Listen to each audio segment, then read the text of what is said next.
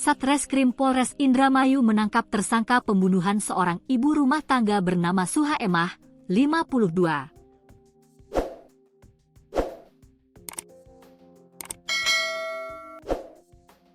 Pelaku berinisial DM, 19, yang merupakan tetangga korban.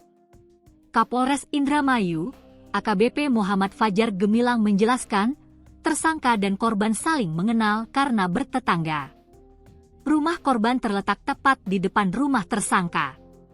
Motif pembunuhan ini didasari oleh rasa dendam pelaku yang telah dipendam bertahun-tahun. Puncaknya terjadi pada hari itu, alasannya karena korban sering menyetel musik dengan suara kencang, kata Fajar dalam konferensi pers di Mapolres Indramayu, Kamis, 4 Desember 2025. Peristiwa pembunuhan terjadi di dalam rumah korban di Blok Tegal Rasak, Desa Kecamatan Krangkeng, Kabupaten Indramayu, Jawa Barat, Jumat, 21 November 2025, pagi. Saat ditemukan, korban sudah berlumuran darah di lantai dekat tempat tidur.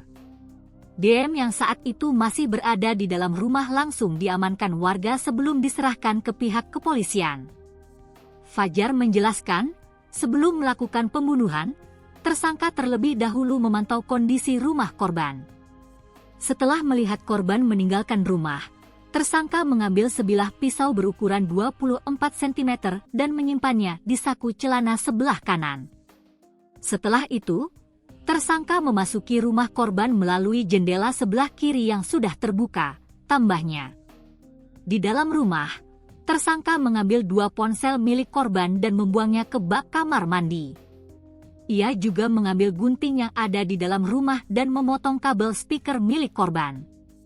Setelah itu, tersangka menunggu korban kembali ke rumah dan ketika korban tiba, tersangka langsung menusuk korban hingga meninggal dunia, ujar Fajar. Polisi masih mendalami motif lain di balik peristiwa yang menggegerkan warga Indramayu tersebut. Sebelumnya, peristiwa pembunuhan ini telah mengejutkan masyarakat setempat. Kepolisian segera bergerak ke lokasi kejadian dan berhasil meringkus tersangka.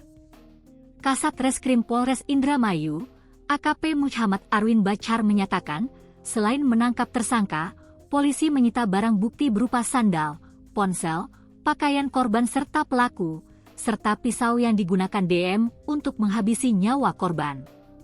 Diketahui, saat kejadian, korban sedang seorang diri di dalam rumah. Suami dan anak korban sedang bekerja, sementara cucunya sedang bersekolah.